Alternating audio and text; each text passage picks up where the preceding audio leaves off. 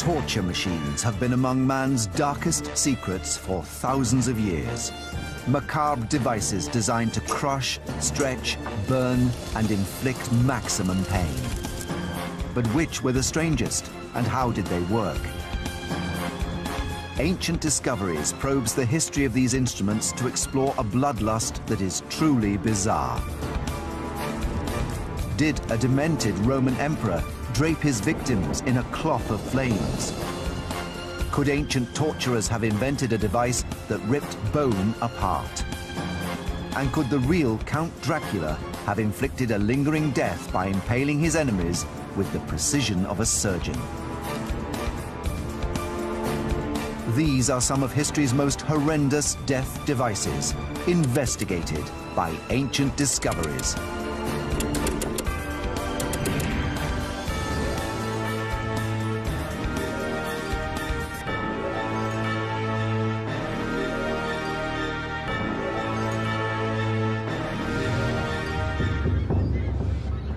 Historical documents contain descriptions of injuries, mutilations, and deaths caused by torture machines. But are these accounts accurate? Ancient Discoveries has brought together a group of experts to test some of these devices to see how they really work. Our investigation begins with a physical examination of how tension can rip a body apart. For millennia, bodies have been stretched to inflict pain.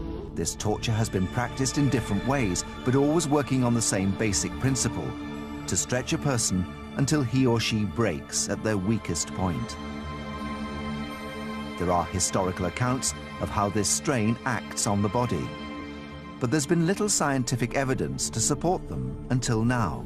Traditionally, we regard joints as being the weakest part of the body because there's not bone across joints. Bone is visualized as being very hard and very resistant to stress forces. Traditionally, if something's going to be ripped apart, it will be at a joint. But this may not always be true.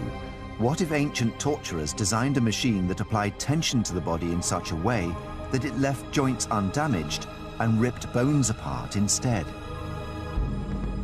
No self-respecting torture chamber would be complete without a rack.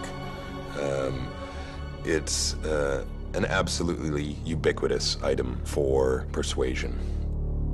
First used in ancient Greece, the rack has been popular for thousands of years.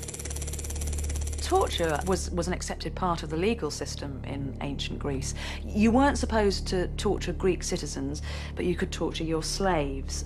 Slaves in particularly ancient Greece were hardly considered human. They're often described as tools. One author refers to slaves as just being man-footed things, that they aren't really men. And it was thought that one of the only ways that you could get truth out of slaves was literally to pull the truth out of them. Historical accounts contain startling details of how the rack acted on the body. So cruelly racked at the pulleys that his limbs were forced apart at the joints. To see its effect on human bodies, Richard Windley has built a model of one of the earliest examples. Basically what we've got is a long ladder frame, which is two main long supports with cross pieces. The main sort of windlass device is this end. This is what actually produces the tension or the pulling. Now, one of the critical elements of this device is the use of this, what we call ratchet and pull system, and that's a kind of locking device.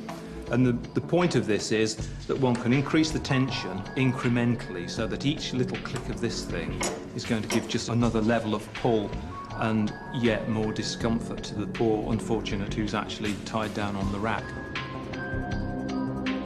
Richard is joined in his experiment by trauma surgeon Dr. Mike Edwards. They hope to find out just what this slow build-up of tension does to the body. Richard and Mike are using a pig's leg to test the power of the rack. A pig's knee is a good substitute for a human knee because the joint's structures are of similar strength and position in both species. I'm sure that tension's being taken equally. There we go. With that? Yeah, I think we are. That's good. When that goes. James Dean, a specialist in creating three-dimensional schematics, is using technology specifically designed for Ancient Discoveries investigation. This is a pig's knee, and if we take a look and remove the skin, we can see the structures underneath which hold the knee together. First of all, we can see the muscles, and on the bottom we have the hamstrings. And then back on top we can see we have the quadricep, the tendons which connect the muscles to the kneecap, and then we also have the ligaments which are responsible for the bone-to-bone connections. Now, if we simulate the rack and we start applying tension to the model, you can see that first of all it's the muscles which are opposing this force, and the muscle fibers are contracting, and it's trying to pull and hold the knee together. But if we keep on applying the tension, we'll see that when we zoom in, the muscle is starting to give way, that the filaments of the muscle are tearing, and the muscle itself is losing its ability to contract and hold the knee together, and so we see the first signs of extension.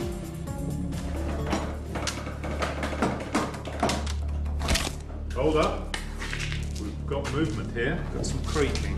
We've got some creaking. Well, I think that one of the tendons has gone just here on the back of the knee joint. Yes, I felt something crack. No, you did. Something definitely went there. I don't think there's going to be much further to go before it starts coming apart. I think probably we're finding that there's certainly some stretch inside the knee now. I'd just crank it up and let's keep going. So we've just seen that by continuing to apply tension to the knee, we have actually managed to rip the patellar tendon out of its connection with the bone, and this has left the kneecap floating free. So if we zoom in and take a look, it's the Sharpie's fibres at the end of the tendon, which we can see here, which anchor the tendon into the bone, which have actually been ripped clean out of the bone. Now this area has got lots of blood vessels, it's got lots of nerve endings, so this injury is going to be very painful and very bloody. And if we go back to the wider scale, we can see that the only thing that hasn't been injured by the tension in the knee so far has been the elastic components, which are the ligaments. So whilst they've been stretched, they haven't been injured. Okay, slowly now. I can see it stretching, it's going. Yes, it's going. Hear that? Yes, it's gone. It's gone very easy now. That's it, it's gone. It's gone. We can see the two halves. Oh, well, that's interesting. This isn't what I expected at all. I thought the ligaments were going to go. But look what's happened. It's fractured. Is that the actual bone? The bone has fractured. You've pulled apart the bone. Good gracious. The joint itself is still articulating. Is still articulating. But what you've done is you've pulled the bone off. Actually broken the bone. You've broken the bone with the traction. The rack has pulled apart the bone and left the ligaments of the knee intact. This contradicts both the ancient accounts and modern expectations, because bone is believed to be a stronger material than ligament. But what if this is not true in all cases? Could it be the rack's incremental build-up of tension that accounts for this surprising result? As we continue to apply tension, we can see that finally it's the bone itself which is pulled apart. And we can see that the growth plate, which is the area of the bone where new tissue forms, is the weakest part of the bone, and this is where the bone has actually ripped into two pieces.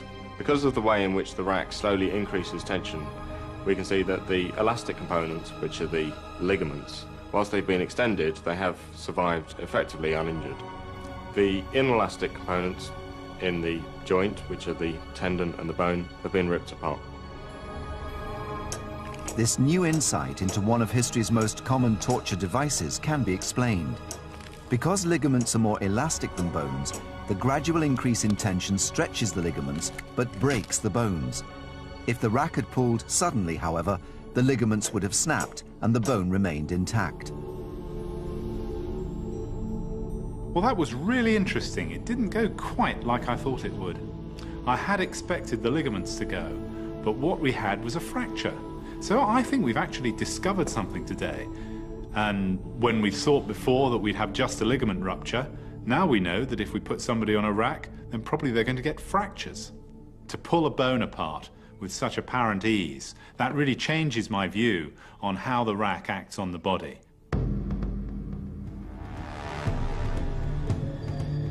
Meanwhile, in ancient Rome, an emperor devised a torture to entertain the crowds at the Colosseum. It was called the tunica molesta, and it turned the victim into a living fireball.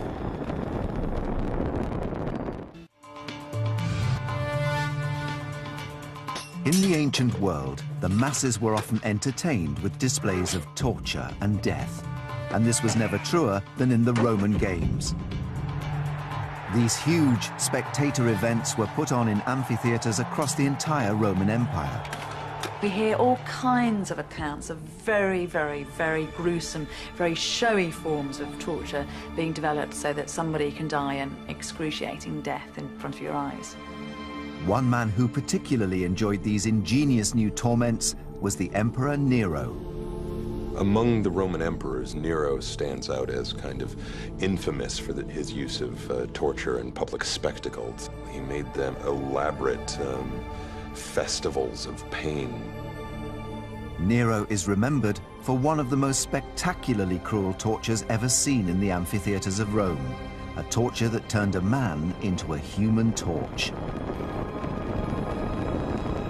An account written by the first-century poet Lucilius describes a torture designed at the request of Emperor Nero. It was called the tunica molesta. The tunica molesta is a particularly unpleasant reenactment of the mythological death of Hercules.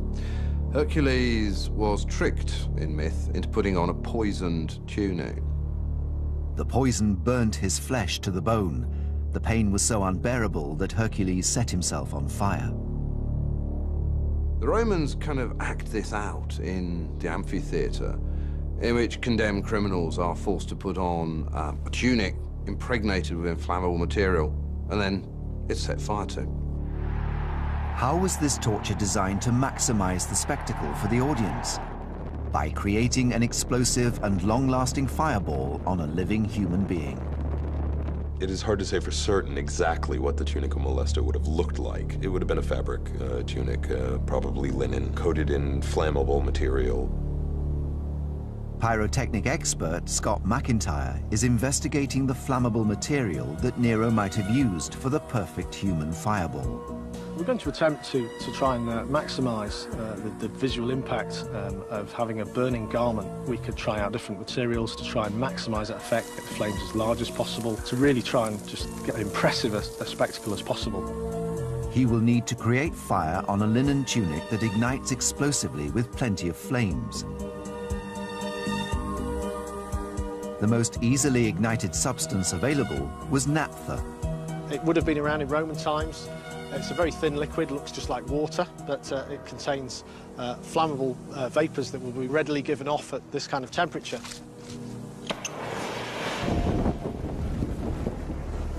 Now that did ignite, possibly a little bit too quick because it's all gone.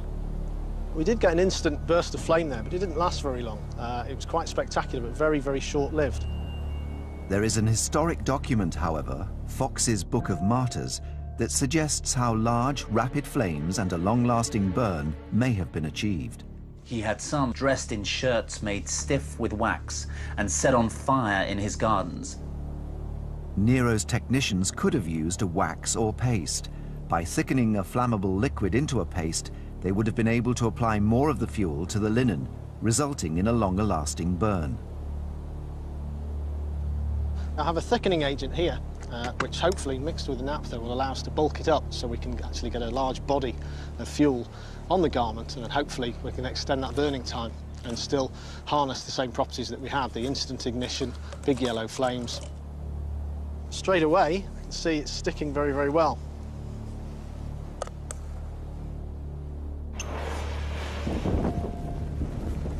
Wow, that ignites instantly.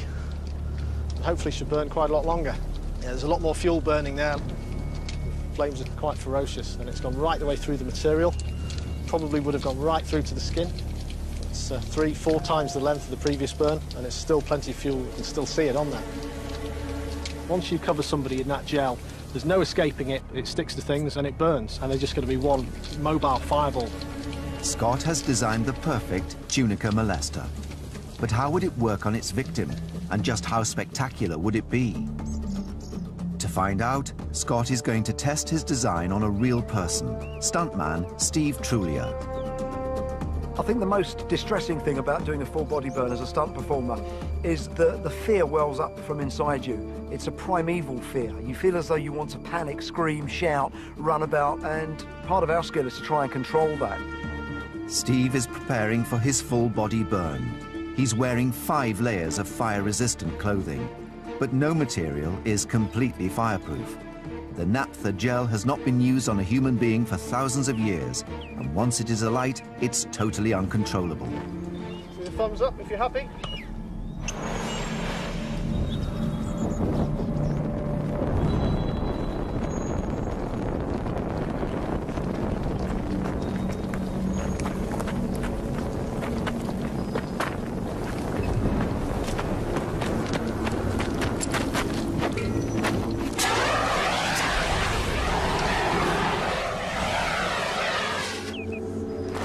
Steve, you're out. Hey, Steve. Okay.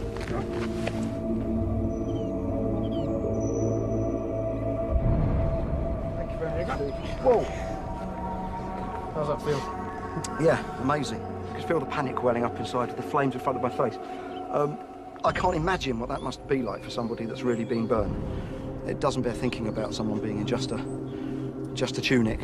I think wanting to get the flames out of your face is the most important thing there. That's the primeval urge. I think anyone being burnt with a tunica molesta will have been running, I would think, almost anything to get your face out of those flames. On that burn, the flames went so high, so quickly, that it surprised me. It's a sudden, full-size fireball. There's no build-up, it's just wallop, taking everybody by surprise. The test proves that it is possible to create a large fireball that will last for up to a minute. An agonizing spectacle. That felt different from most of the stunt burns that I do, because I've been really aware since this job came in that this was really done to people. And I was aware of that throughout the whole tunica molesta process. So it felt different. It was more poignant in a way. And it's made me quite pensive and thoughtful about the whole process.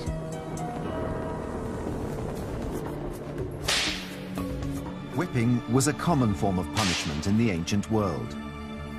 The whip is and always has been a very, very effective device for causing pain for either punishment or for torture. The very simplicity of it is one of its great attributes. It was never more popular than in the Roman Empire. The Romans seem to favour whipping. You know, famously we think about Jesus Christ being flogged on his way to the cross. Flogging was a very, very usual form of punishment. This popularity led to developments in the technology of the whip, and the most fearsome of all was the scorpion. This has actually got metal attachments on the end which are hooked, and these are actually sharpened, so this is going to be a really very nasty device. If these hook into the flesh and they're snatched back, you know, one would imagine that these would cause quite significant injury. Could it rip skin clean off the human back, or even cut down to the bone? Within the Roman Empire, punishment could only be administered under strict laws. There were special rules passed which only permitted a maximum of 40 strokes. It was a punishable offence to administer more than 40 lashes. Exceeding 40 strokes risked accidental death. What was often done, they would only actually inflict 39, so any errors of counting and then still be on the safe side. To discover what 39 scorpion lashes could do to flesh, Richard Windley will be joined by trauma surgeon Mike Edwards. They will test the effect of the whip on a pig carcass. Pig flesh is a close representation of human flesh because the skin and tissues are similar in both species.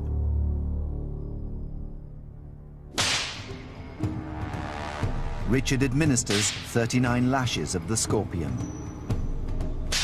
The pig's flesh will not show bruising or bleeding because it's not living tissue, but it will reveal the physical effects of the tearing. Right, well, we can see here that there are lots of little, about 1 centimetre lacerations. And here you can see this is quite a deep laceration. Yes. You can see from the structure of this hook here what the effect would have been as this thing had engaged. It would have stuck in the tissues, and then as you pulled it out, would have ripped. If this were a living being, presumably this would be covered in blood by now. Oh yes, each one of these little cuts you can see here would undoubtedly be bleeding. This would be red raw. But the law restricting the flogging to 39 lashes did not apply to everyone. Those condemned to crucifixion could be whipped until close to death. So what would happen if the scorpion was used for more than 39 lashes? You probably would have started tugging the skin off. I think the chances are you could even be whipping down to the bone with something like this, and you'd be tearing the strips of flesh off the ribs. This was the fate of thousands of men and women that were crucified under the Roman Empire. Before being hung on a cross, they endured countless strikes that cut into the bone.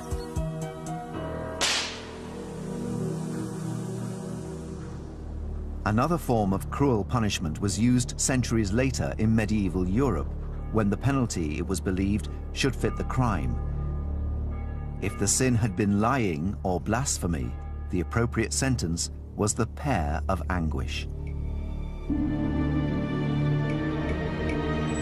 The pear is an insult, it's an assault on the human body. Our mouths are used in breathing, in eating, in communication, and the pear violates all of those. It was a device forged from iron, and it consisted of 4 petals secured around a central thread. Closed, it resembled a pear in size and shape, but as the handle was twisted, the petals slowly opened. It expanded outwards, extending its width 3-fold. A number of them still exist, but there are no surviving accounts of what this implement actually did to the human body.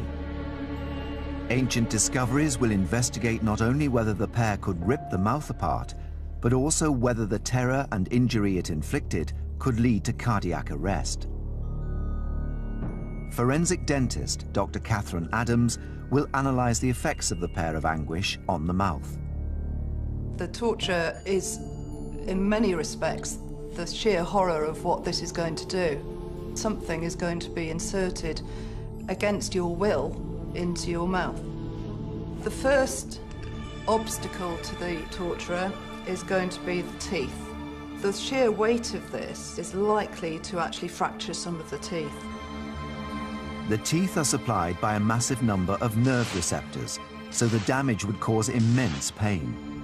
Once the pear is in, the idea was then to actually open it up so that the leaves would be expanding the jaw. They would be resting on the inner surfaces of the teeth and pushing those further and further apart. Eventually, the teeth would be forced from their sockets. If you've ever had a tooth extracted in the dentist, you know that the nerves will have been anaesthetized, but imagine having that without an anesthetic. As the pear expands, what will happen is that the jaw will actually dislocate. Compounding this, there will be swelling at the back of the mouth, and it is possible that the airway could start to close over. The obstruction in the mouth, the shock and the constriction of the windpipe would make breathing more and more difficult. This would lead to hypoxia, a reduced level of oxygen in the blood. The hypoxia is going to have significant effects on the rest of the body. The major organs will be starved of oxygen, in particular the brain, and eventually what that will do after a couple of minutes is that it's going to cause cardiac arrest. During this medieval period, the Inquisition sentenced thousands to be burnt at the stake. But did these victims actually die from burning, or was death caused by inhaling the flame itself?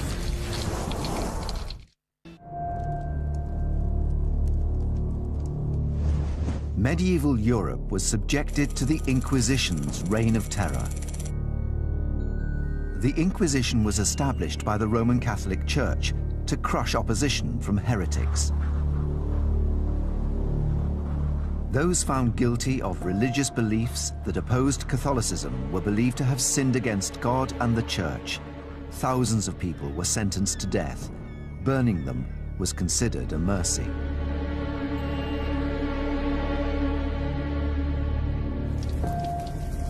It was believed that through the fires, a kind of taste of the fires of hell, there was the smallest chance that the victim might actually be able to receive redemption and salvation. It was the authorities trying to give them a chance at an eternal afterlife in heaven rather than consigned to the eternal flames of hell. Many historical texts still exist that describe the final moments of these victims. But there remains a fundamental mystery. How did fire actually kill people on the stake? Did they slowly burn to death, or did they die by inhaling the flame itself? In 1555, the Reverend John Hooper, Bishop of Gloucester, was burnt at the stake for refusing to convert from the Church of England to Catholicism. It was said that he slowly burnt to death while remaining conscious, and prayed even as his face blackened from the flames. An eyewitness account provides clues as to how he died.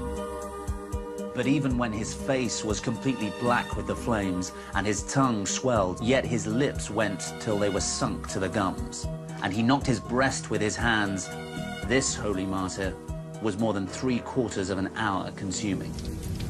But can a human body actually remain alive for 45 minutes in such a situation? It takes less time for him to die, but probably the time for the whole body to be consumed would be around 45 minutes.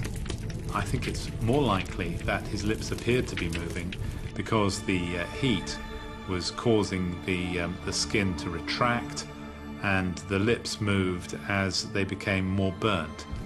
When people burn, their joints contract, and I would envisage that him beating his breast would be his elbows contracting and his hands striking his chest. The observation was correct, but they've been interpreted in a way that wasn't quite appropriate. Mick Flanagan, the senior fire investigator of the South Wales Fire Service, is investigating this punishment to determine the exact cause of death. Fire can attack you in two ways, by burning and by flame inhalation. Heat can be so great that it causes charring to the outer layers of the skin, until eventually it goes beyond the live skin to the internal organs. A second way is, if you inhale flame, the flames will then scorch and burn the air passages, and the air passages will then swell and close up, thereby stopping you from breathing. Mick has erected 3 types of stake most commonly used in the executions. One has timbers to head height, another is surrounded by a ring of firewood, and the third has wood around its base. This is the type of stake that the Reverend John Hooper is believed to have died on. To determine cause of death, Mick will monitor the height of the flames and the temperature on each stake. If the temperature exceeds 60 degrees centigrade or 140 degrees Fahrenheit for more than 15 minutes, he will know that the victim died from burning. If the flames reach head height on the stake before this, the victim would have died from inhaling the flames. Almost immediately, there is a reading from one of the stakes. Because of the angle of the timbers on stake 1, the flames have shot straight up to the level of where we've placed our sensors on the stake. They would be engulfed in flame really, really quickly, and that means they will have inhaled flame, and in inhaling the flames, that will quickly have brought about their death. If someone were to inhale flames, then what would be damaged would be the lining of the respiratory tree. If the throat is damaged by increased local heat, then it will swell up, and it can actually stop you taking in air and getting it down to the lungs. The victim would die of suffocation, and if the flame reached even further into the lungs, it will also cause an inflammatory response, and fluid will accumulate in the lungs, and effectively you can drown in your own secretions. So the person on the stake with the timbers to head height would be dead within 2 minutes. But what about the type of stake John Hooper was tied to? Whoever was tied to that stake would now begin feeling the absolute agony of the skin coming away from their lower legs, working its way up their thighs and the lower parts of their body. Their injuries will get progressively more serious the longer this exposure lasts. Burns are rated from 1st to 3rd degree. A 1st degree burn involves literally just heating of the epidermis, and all you see is redness of the skin. A 2nd degree burn is one stage of pain more, because there you see the epidermal layer, or the most superficial layer, stripped from underneath and blisters forming. And those blisters can be acutely painful because of the stretching of the overlying skin by the blister.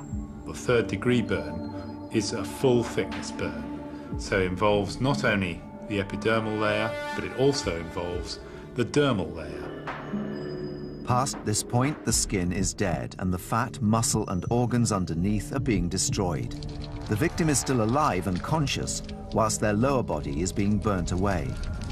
This suffering lasts only a few more minutes until the flames reach the face. They will have inhaled flame, and the same as with stake number 1, they're going to have burns to the inside of the windpipe, which is quickly going to bring about their death. So after 5 minutes, 2 of the victims would have died from inhaling flame.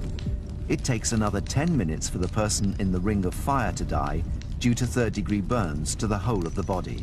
The temperature at that fire has been about 140 Fahrenheit for a number of minutes now, and the person there would have been suffering massive burns to the whole of the body because the fire is all around them. The flames hasn't actually touched them, but it's the intense heat from the fire that would have brought about huge burns. After 15 minutes, all of the victims would have died, but the causes of death varied. We know that in stakes 1 and 2, the fire would attack the people tied to that stake by flame inhalation, whereas on a 3rd stake, it's the radiated heat that would have caused the death. So modern analysis has shown what really caused people to die on the stake. This discovery can shed new light on the death of the Reverend John Hooper. Historical documents depict him burning on a stake surrounded at its base with firewood.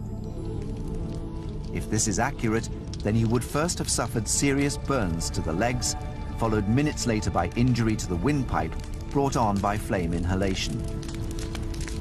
And the Reverend John Hooper would have died from drowning as his lungs filled up with fluid. Perhaps the most gruesome form of torture in history was specifically designed to prolong suffering. Its creator ruled over medieval Transylvania, where he was given the nickname Devil. His real name was Vlad Dracula. Impalement has been used for at least 3,000 years, but one man took this method of torture to a terrifying extreme. Vlad Dracula, also known as Vlad the Impaler. The reason that we remember Vlad is because he was a man of quite exceptional cruelty. His legendary bloodlust inspired the Count Dracula myth. Future generations would associate him with the undead, with vampirism, but the original Dracula was even more terrifying than anything that could be created by Bram Stoker or Hollywood or anyone else. Vlad Dracula impaled his victims in the most terrifying way ever seen. Vlad's favorite method of impalement was horrific. He did it vertically, inserting the stake through the rectum so that it went right up through the core of the body to emerge through the mouth.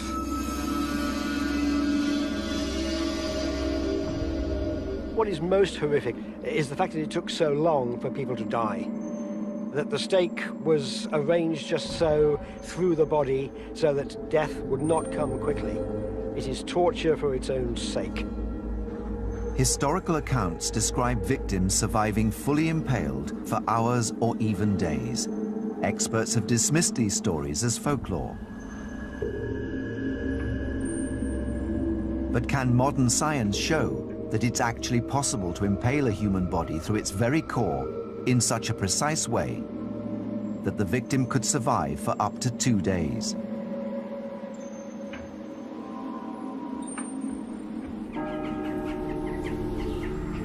Criminologist and historian Marian Troe is traveling to the heart of modern-day Romania to discover the real Dracula, 500 years after his death.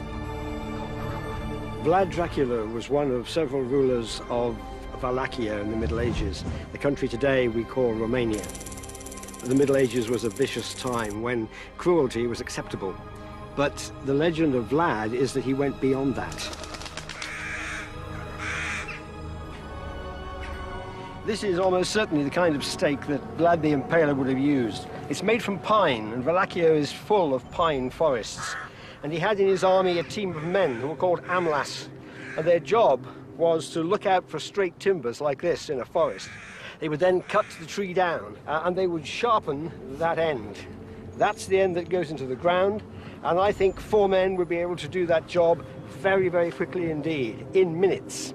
And this end, therefore, is the end that will be inserted into a human body. But could Vlad really have devised a way to make his victims survive for hours or even days on the stake? Trauma surgeon Dr. Mike Edwards and three-dimensional graphics designer James Dean are investigating this seemingly impossible claim. If a stake is travelling through the pelvis and abdomen into the chest, all these areas are very richly supplied with blood vessels and nerves and organs. The chances of one of these vital structures being hit are exceedingly high. If the major blood vessels or organs are damaged, death will be rapid. People probably wouldn't be able to live more than a few minutes. James and Mike will impale a computer-generated body to discover whether there is a path from rectum to mouth that can avoid these delicate structures. If such a route exists, then it is possible that Vlad could also have discovered it, and thus devised a method of impaling that prolonged death. We're using a 3D model of a person. We can have a look at bones, we can see the organs, we can see the blood vessels, and we can manipulate that in 3D and see if we can find a route to get a stake to go through it. So this is the stake here. If you insert it to this level here, which is about the level of the 5th lumbar vertebrae, so up to about here. Now there's the point. We're in the danger area here. The stake is advancing through the pelvis. If it damages either of the major blood vessels, the vena cava or aorta, the victim would die from internal bleeding within minutes. Now if you advance the stake a little bit further, the stake is coming up behind the bladder, but in front of the main blood vessels. Now, if when, say, Vlad was experimenting with this, he found that people were dying very quickly, he perhaps might decide to alter the angulation to try and avoid those vessels. We've avoided the main blood vessels. So the person will be suffering no life-threatening injuries at this point, but the stake must proceed next through the bowel. Now it's perforated through there. I think it's got to perforate. Okay. There's no way that it could travel all the way up here and all around there. It would seem impossible to impale someone in this way without puncturing the bowel, an injury that releases a flood of bacteria into the body cavity, leading to infection and death within 2 days. It must have been absolutely astonishing amount of pain, and the sort of mind that would want to inflict this, you just can't imagine, can you? Vlad grew up in a violent world. Wallachia was at war with the Turks, and Dracula had been a child prisoner. Dracula was a prisoner of the Turks from the age of 12, and he learned cruelty at their hands. Because of the way of life at the Turkish court, he may well have been sexually assaulted. This, he saw, was a means of revenge. He could use the notion of that sexual assault, and he could twist it in his own mind into impalement.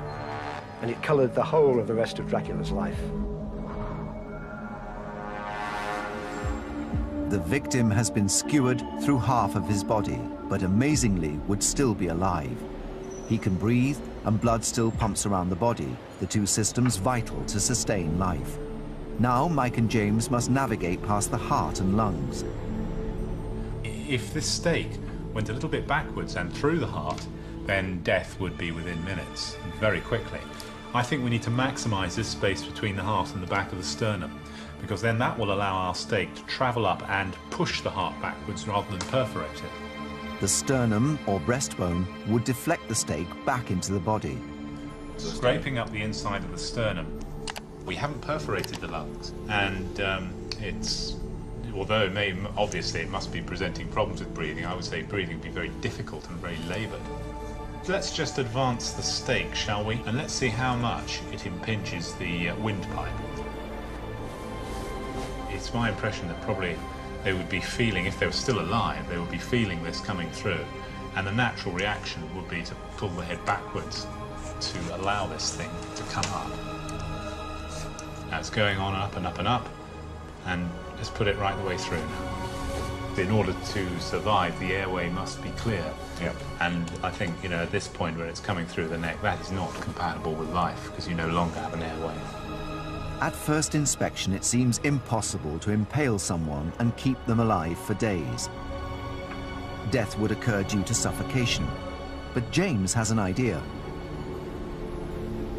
Thinking about it, it could be, the taper on it could be much longer, in which case the bit that's coming through the neck and mouth could actually be quite a lot thinner. If the taper on the end of the stake was narrower, it would not block the victim's windpipe and prevent breathing. If this is possible, the ancient accounts might actually be correct.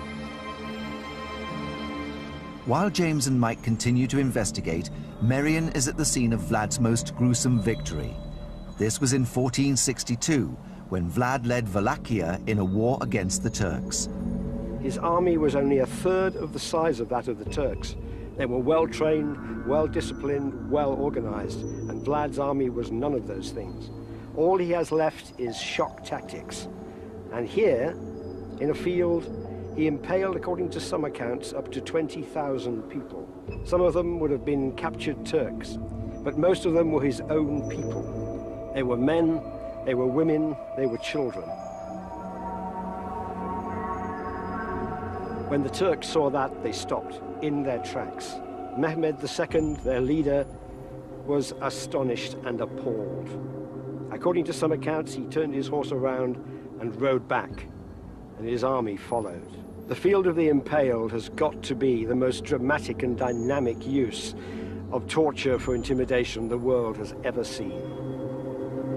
Vlad was responsible for this terrible massacre. But could this horror have been made even worse? Could Vlad have acted to keep those 20,000 people alive on the stakes? When the stake came through the mouth, it was too wide and would have suffocated the victim within a few minutes. James is thinning the taper on the stake in an attempt to open the airway and therefore slow death. We can see straight away there that the airway is not compromised that much. They're potentially still alive. So this is potentially how Vlad did it, I think. I think we might have made a discovery here. I think it's entirely possible that he might have been able to I think so. When you present it this way, you can see it as a clear passageway, can't you? From the rectum right the way through to the top of the neck. So I think we have to take those contemporary texts fairly seriously now. Yeah, I would agree. Vlad put thousands of people to death by impaling them. With this number of executions, it's easy to imagine how he might have experimented with different stake shapes and sizes and different methods to finally develop the most drawn-out and agonizing procedure possible. I was initially unsure as to whether this could have been done. Even when I saw it on 3D reconstruction, I could hardly believe it, but now I think I believe it. Amazingly, the myths surrounding Vlad's extraordinary cruelty could be true. The thousands of men, women and children that Dracula killed could have taken up to 2 days to die while fully impaled on a stake.